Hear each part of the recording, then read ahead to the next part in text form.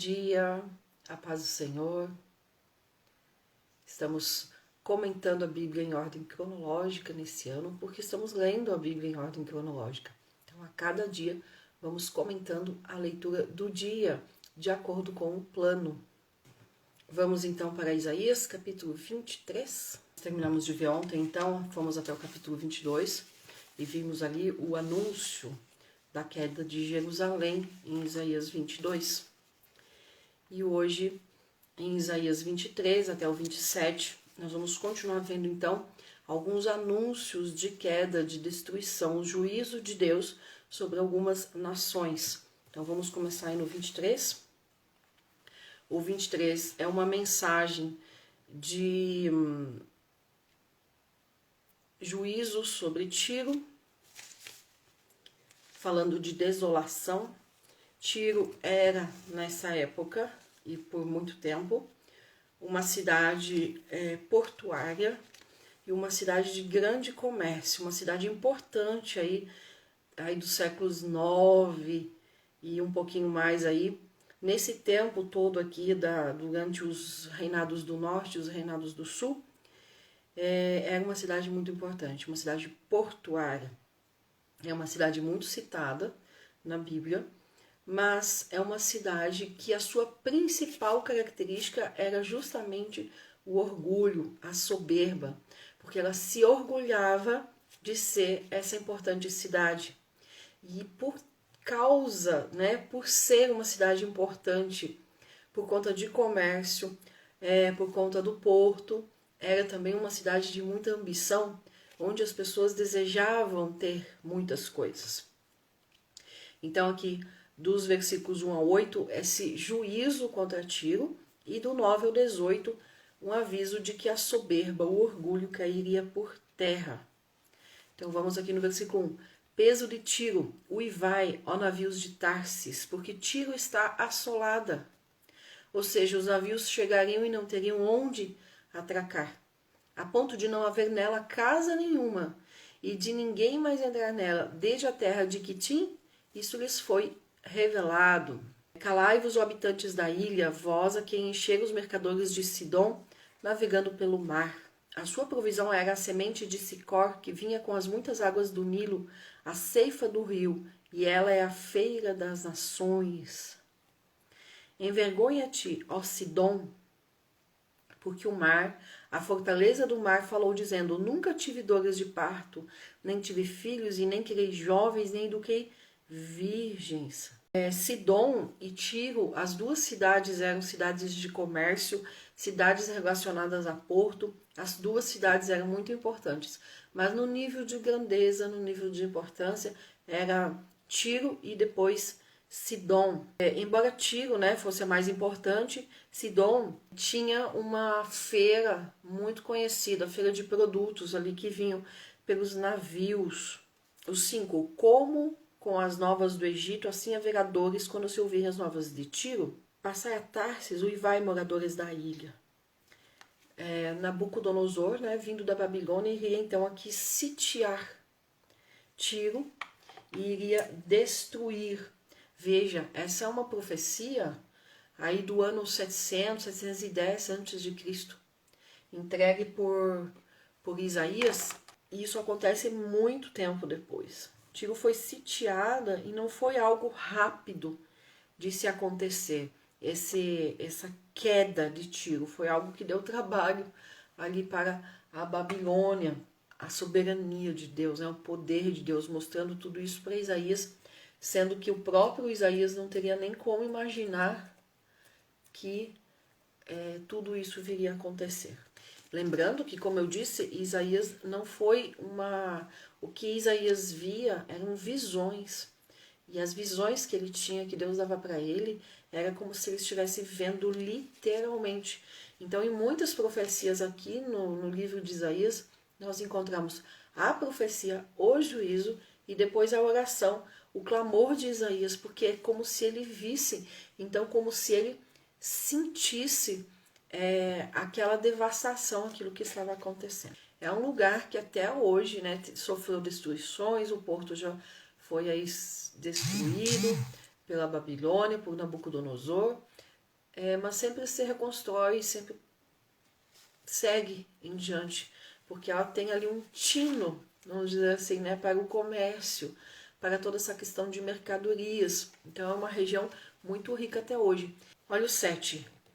É esta vossa cidade alegre, cuja antiguidade vem de dias remotos, os seus próprios pés levá-la-ão a peregrinar para longe. Os pés de Tiro, obviamente, eram os navios. E daí falando aqui, né, que as pessoas de Tiro, os homens de Tiro, fugiriam de Tiro usando os próprios navios. Quem formou esse desígnio contra Tiro, a cidade coroada, cujos negociantes são príncipes e cujos mercadores são os nobres da terra? Olha o versículo 9. O Senhor dos exércitos formou esse desígnio para denegrir a soberba de toda a glória e envilecer todos os nobres da terra. O 10. Passa como rio Nilo pela sua terra, ó filha de Tarsis, porque já não há quem te restrinja. Vamos aqui avançar um pouquinho nesse capítulo 23. Vamos lá para o versículo 15. E aconteceu naquele dia que Tiro será posta em esquecimento por 70 anos, como os dias de um rei, mas no fim de 70 anos cantará Tiro como uma prostituta. É mais ou menos aí a duração do reino babilônico, porque vem a Babilônia que vai derrubar Tiro, né, que vai ali sitiar Tiro, vai destruir. E durante esse tempo, então, Tiro fica esquecida. Depois, Jerusalém é levada cativa. E aí vem essa desolação toda. Nós vamos ver mais sobre isso lá em Jeremias. E aí olha o versículo 16. Toma a harpa, rodeia a cidade, a prostituta. Entrega o esquecimento. Chamando Tiro de prostituta. Hoje não chama de Tiro, né? Foi reconstruída, o Nabucodonosor derrubou, né?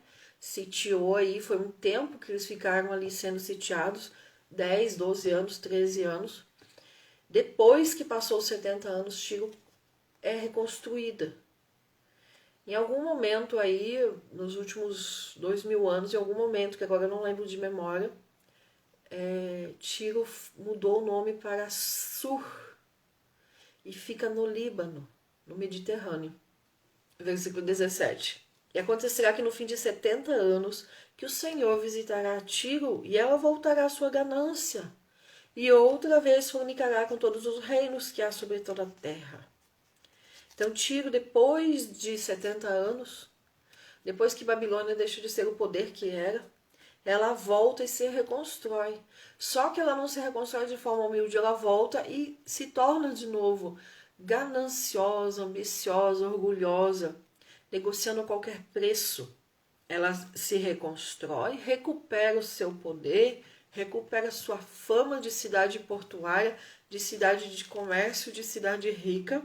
Recupera então, né, o poder, a riqueza também, a fama. Mas depois de alguns séculos ela é tomada de novo aí por outro imperador. 18. O ganho e o salário da sua impureza serão dedicados ao Senhor, não serão entesourados nem guardados, mas o seu ganho será para os que habitam perante o Senhor. E esse versículo aqui aí não aconteceu ainda, ele é futuro. Vamos para o capítulo 24. Capítulo 24 vai falar de um momento de miséria, de devastação, de caos. A terra definhando por conta do juízo de Deus vindo, né, como sentença ali por causa dos pecados das pessoas, do povo. E esse capítulo 24, ele está grudado, dá uma olhadinha aí na sua Bíblia, com o 25. O 25 dá continuidade ao mesmo assunto do 24. Então, assim, vem o juízo de Deus, a devastação na terra, a terra como que definhando, a alegria do povo é silenciada. E aí depois vem e vê o que Deus fez. Esse juízo no povo acaba dando resultado e o povo ali vai dar glórias a Deus, apesar de todo o sofrimento. E no 25, nós vamos ter então uma mensagem de contraste ao 24, esses últimos capítulos cheios de juízo. Porque o 25 vai vir um louvor a Deus por conta da sua misericórdia. E o profeta fala que vai ter um banquete ali que será servido, né? Tudo isso aí no 25. Vamos ver aqui, então, o 24, 25 e 26, eles são como continuidade. Começa falando de uma terra que está sofrendo o juízo, que como que definha, a alegria silenciada, é dado glórias a Deus, nós vamos ver tudo isso. Aí o 25 começa com essa questão de louvor, de ter um banquete que será servido. Finalzinho do 25, Moabe pisoteada. E aí no 26, um louvor a Deus. Um louvor muito bonito, inclusive, que nós vamos ler. Nós vamos aqui no 24. Então, os primeiros versículos falam da devastação que a terra vai sofrer. Olha o versículo 1. Eis que o Senhor esvazia a terra e a desnuda e transtorna a sua face e espalha os seus moradores. E o que acontecer com o povo acontecerá com o sacerdote, ao servo como ao seu senhor, a serva como a sua senhora, tanto ao que compra como ao que vende, ao que empresta como ao que toma emprestado, ao que dá com usura como ao que paga usura. Essas passagens, essa passagem aqui do 24, 25 e 26, já aconteceu em parte quando os reinos deixaram de existir, foram ali tomados e levados cativos, mas também não foram cumpridos de forma plena nessa época. Eles vão ser cumpridos de forma plena no futuro. São eventos escatológicos que vão trazer de forma plena o cumprimento dessas profecias. Vamos aqui para o versículo 4. A terra pranteia e se murcha. O mundo enfraquece e se murcha, enfraquecem os notáveis do povo da terra. A terra, na verdade, está contaminada por causa dos seus habitantes, porque transgrediram as leis, mudaram os estatutos e quebraram a aliança eterna. Por essa causa, a maldição devorou a terra e seus moradores estão desolados. Por essa causa foram queimados os habitantes da terra e poucos homens restaram. Isso aqui também é escatológico, tá? Planteia o vinho, enfraquece a videira, suspiram todos os que eram alegres de coração. E aí aqui nós vamos até o versículo 12, então, com essa mensagem que algumas coisas aconteceram durante a tomada, a queda ali de Samaria e de Jerusalém, mas de forma plena na grande tribulação, depois, né, na guerra que vem depois. Então são eventos escatológicos. Do 13 ao 18, do mesmo jeito, né? Do 13 ao 15 ali, o remanescente judeu então se alegrando, dando glória ao Senhor, inclusive. Olha só o versículo 14. Estes elevarão a sua voz e cantarão com alegria, e por causa da grandeza do Senhor exultarão desde o mar. 15. Glorificai por isso ao Senhor nos fogos e nas ilhas do mar, ao nome do Senhor Deus de Israel. Aí do 16 até o 22, nós vamos aqui então, o que vem depois, né? O que vem depois desse juízo. Olha o 16. Dos confins da terra ouvimos cantar glória ao justo.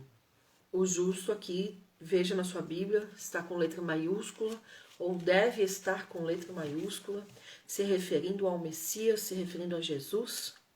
O 17 fala da grande tribulação, sofrimento que virá na grande tribulação. O 18 também. 19 são eventos escatológicos. E vamos aqui para o 23, que fala do reino milenar do Messias. A lua ficará confundida e o sol envergonhado quando o Senhor dos Exércitos reinar no Monte Sião e em Jerusalém, e perante os seus anciões será glorioso.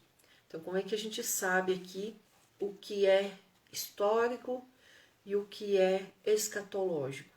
Num primeiro momento, aqui, né, vamos considerar anos 700 a.C., nós estamos no ano 2021 depois de Cristo. Então se passaram aí 2.700 anos. É histórico se aconteceu nesse tempo, nesse intervalo de lá até aqui. Se não aconteceu, é escatológico. Ponto. Tá? História é aquilo que já passou, é aquilo que já aconteceu. Então, é um ponto fácil de entender o que é histórico e o que é escatológico. Não aconteceu ainda, é escatológico. Ah, Janaína, mas eu não sei. Não, aí para classificar e saber se é histórico, ou seja, se já aconteceu, precisa então ler bastante, precisa estudar a história, e aí não é só da Bíblia, mas é a história secular, a história das nações, a história mundial. Por isso precisa ler. Então, se a gente quer conhecer com mais profundidade, entender melhor, a gente precisa realmente estudar. E o estudo é um estudo mais geral, mais que pega a história, não só do que está relatado aqui na Bíblia, mas aí é preciso estudar a história secular, a história aí da humanidade. Tá bom? E o que eu vou falando assim, esse é histórico, esse é escatológico, é por conta disso. O histórico já aconteceu, o escatológico ainda não.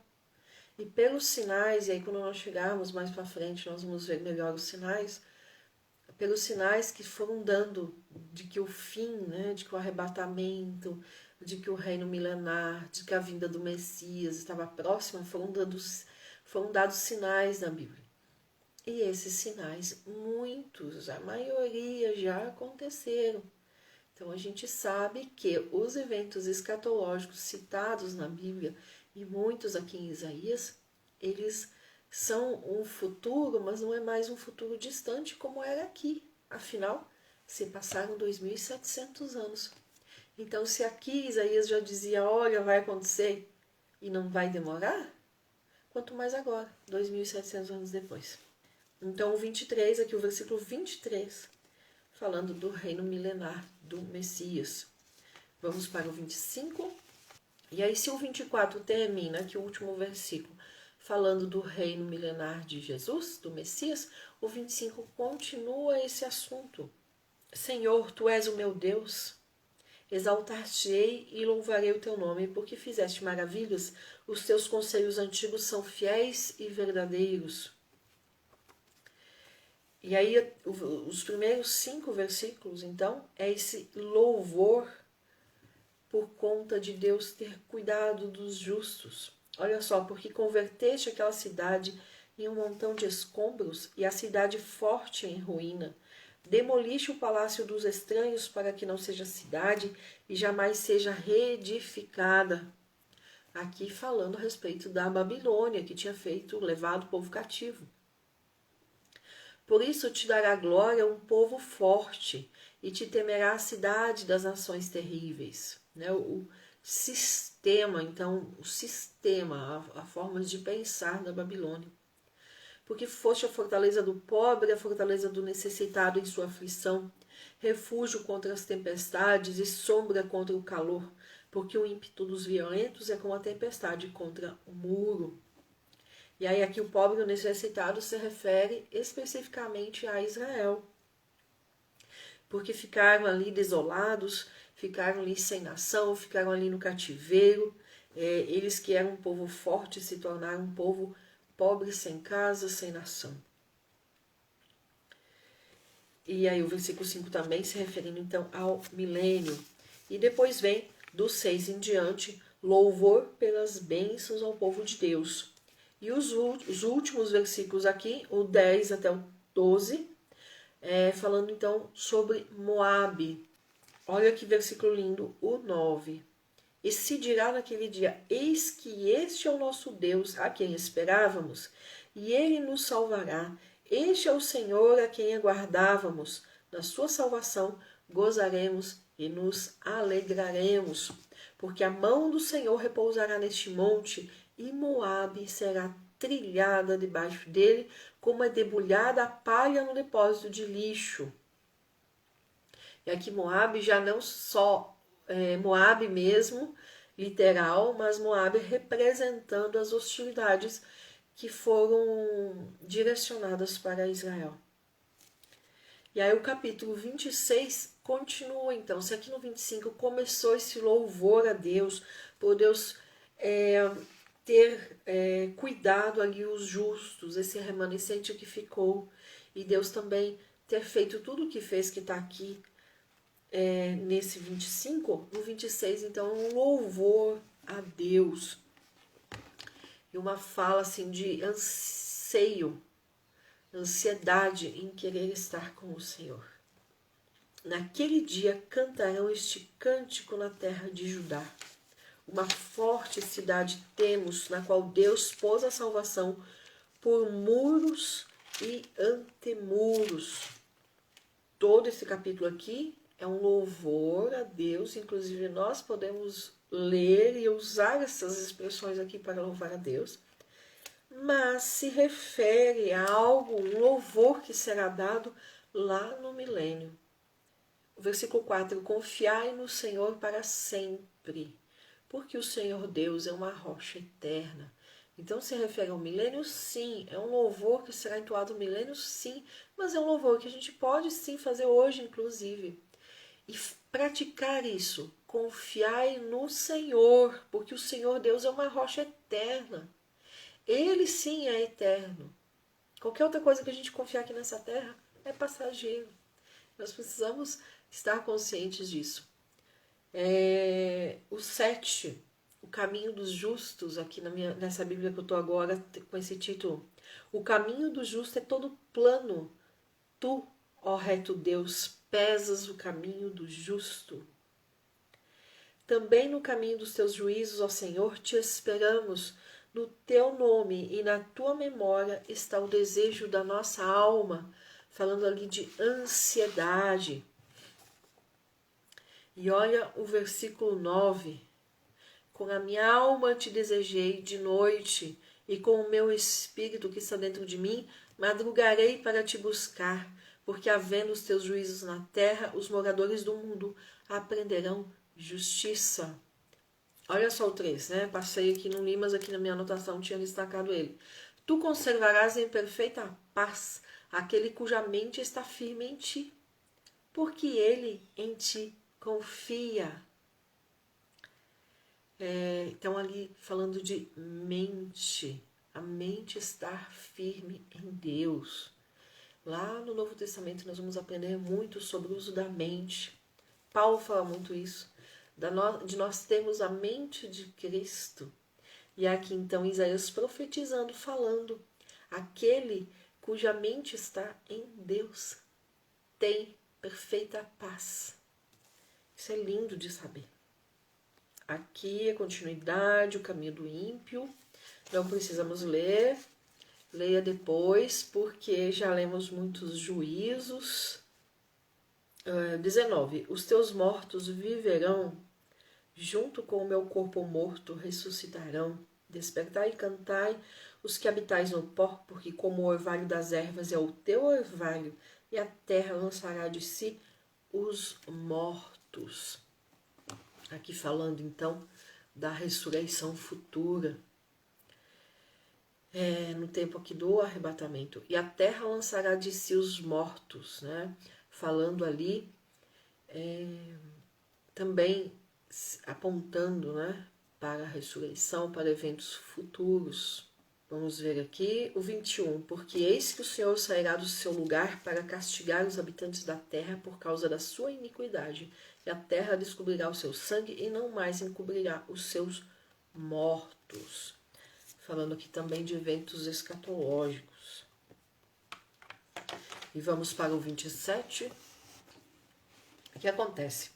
Lá no capítulo 5 de Isaías, nós vimos sobre uma vinha que o Senhor plantou, escolheu nas melhores vides, né? Escolheu do melhor, escolheu uma terra fértil, regou, cuidou, colocou a sebe ali, a cerca ao redor da vinha. E a vinha fez o quê? Lá no capítulo 5, mesmo com todo esse cuidado, deu frutos ruins, deu frutos amargosos, frutos que não foi possível serem aproveitados. Aqui no capítulo 27, nós temos exatamente então o contrário. Uma vinha que Deus também cuidou, mas que ela deu frutos bons. Então nós temos aqui em Isaías 27 o contraste lá do capítulo 5. Então, versículo 1. Naquele dia o Senhor castigará com a sua espada dura, grande e forte, o Leviatã, serpente veloz, e o Leviatã, serpente tortuosa, e matará o dragão que está no mar. Isso aqui se refere, né, a que o Leviatã, especificamente, se refere a Satanás, se refere ao maligno, e esse versículo 1 são eventos, se refere a eventos futuros. Escatologia. Diferente lá de Jó, que cita o Leviatã, mas lá é realmente um monstro marinho. É literal lá. Aqui é um símbolo. Naquele dia cantai a vinha de vinho tinto. Então, esta vinha aqui é Israel. Então, finalmente, ela produzirá. Lá no capítulo 5, que também compara com Israel, dizendo que Deus cuidou, Deus fez tudo, mas produziu frutos amargosos, ou seja, não foi obediente. Israel se perdeu, não foi fiel a Deus. Aí vem todos os juízos, vem o cativeiro, que é para que o povo realmente veja que somente Deus pode dar uma vida de acordo, né, com o que eles querem, uma vida de bênçãos, uma vida diante de Deus. No cativeiro que o povo aprende realmente a valorizar e a entender o que é a obediência a Deus. E aí então, depois de todo esse sofrimento, depois de tudo que vem, esse versículo 2 em diante se refere, é um cântico milenar, se refere a eventos futuros também. Mas depois de todo esse sofrimento que Israel passa, e nós sabemos que sofreram muito no cativeiro, mas não foi o fim do sofrimento de Israel. Séculos depois, aqui em 1900 e pouco, Israel sofre de novo. Os judeus espalhados pelo mundo sofrem o Holocausto. Então, não é no cativeiro que para o sofrimento deles. O sofrimento de Israel, a perseguição que eles sofrem, inclusive até hoje, só vai cessar por completo quando o Messias vier reinar. E aí aqui, esse versículo então ele fala o quê, né? Lá não produziu frutos, mas depois de tantos séculos, finalmente, eles vão produzir frutos bons. Frutos que dão vinho tinto, que é considerado, né, a alegria, o vinho apropriado e em grande quantidade. Naquele dia cantai a vinha de vinho tinto, eu o Senhor aguardo, a cada momento a regarei, aguardarei de noite e de dia para que ninguém a possa danificar. E isso é uma promessa de que Israel não vai mais ficar perambulando de país em país, povo espalhado em todos os lugares do mundo, mas andará perto do Senhor, e o Senhor guardará Israel de noite e de dia. E Deus fala, olha, não há fúria em mim. Quem porá contra mim em batalha espinheiros e sarças, e juntamente os queimaria? Ou que se apodere da minha força e faça paz comigo? Sim, que faça paz comigo. Então, Deus aqui se dirigindo a todas as nações. Dias virão em que Jacó lançará raízes e Israel florescerá, e brotará renovos e encherão de fruto a face do mundo. Porventura feriu-o ele como feriu os que o feriram, ou matou-o assim como matou os que por ele foram mortos? Então, o profeta aqui falando assim, porventura Deus castigou Israel do mesmo jeito que castigou outras nações? Não, Israel foi castigado sim, Israel recebeu um juízo de Deus sim, mas por conta dos seus pecados, mas não foi na mesma força, Deus não pesou a mão do mesmo jeito que pesou em outras nações. E aí do 9 ao 13, então, nós temos Deus mostrando o perdão, então, a Israel. Olha o 9. Dessa maneira, pois, será expiada a iniquidade de Jacó, e este será todo fruto de se haver removido o seu pecado. Quando ele fizer todas as pedras do altar como pedras de cal esmiuçadas, os bosques e as imagens não poderão ficar de pé, porque a cidade fortificada será assolada, a morada será abandonada e deixada como um deserto. Ali pastarão os bezerros, ali terão o seu curral e devorarão os seus ramos. Essa cidade fortificada aqui, então, é Jerusalém. E esse versículo 10 e o versículo 11, então, já não é mais futuro, escatologia, mas é futuro aqui no tempo de Isaías. Isso aconteceu, então, 100 e poucos anos depois, aqui mais ou menos no ano 700, 710, e Jerusalém foi sitiada em 586. Então, olha só, porque a cidade fortificada será assolada. Então, Jerusalém será assolada e deixada como um deserto. Exatamente assim que ficou Jerusalém. Ali pastarão os bezerros, ali terão o seu curral e devorarão os seus ramos. E foi assim que ficou Jerusalém, depois que foi sitiada. Os muros foram destruídos, o templo de Jerusalém foi destruído. Lembram quando nós estávamos lendo sobre a construção do templo de Salomão? Nós falamos bastante sobre aquelas duas colunas que estão ali para decorar e embelezar o templo. Nabucodonosor levou aquelas duas colunas do templo embora, só para nós termos uma ideia do que foi a devastação do templo de Jerusalém. Quando seus ramos se secarem, serão quebrados, vindo as mulheres os acenderão, porque este povo não é povo de entendimento. Por isso, aquele que os fez não se compadecerá deles, e aquele que os formou não lhes mostrará nenhum favor. Isso aqui foi exatamente aí cerca, como eu falei, de 100 anos depois que aconteceu esses versículos 10 e 11. Então, para ler Isaías, muita gente fala, eu gosto de Isaías, é um livro profético, mas ele é parte profética e parte profecia, claro, mas profecia que já aconteceu. A parte que não aconteceu, então, é escatologia. E é preciso conhecer aqui especificamente esse capítulo 27, minimamente aquilo que nós estamos lendo em 2 Reis e 2 Crônicas, que é a história do povo de Israel. Só da gente situar e saber que Jerusalém é considerada a cidade fortificada, a cidade forte, a cidade que Deus fez, que Ele escolheu para a sua morada. Então, é fácil a gente ler o versículo e quando identifica ali, ver cidade fortificada, a gente, é Jerusalém. Ah, será assolada. Poxa, isso já aconteceu.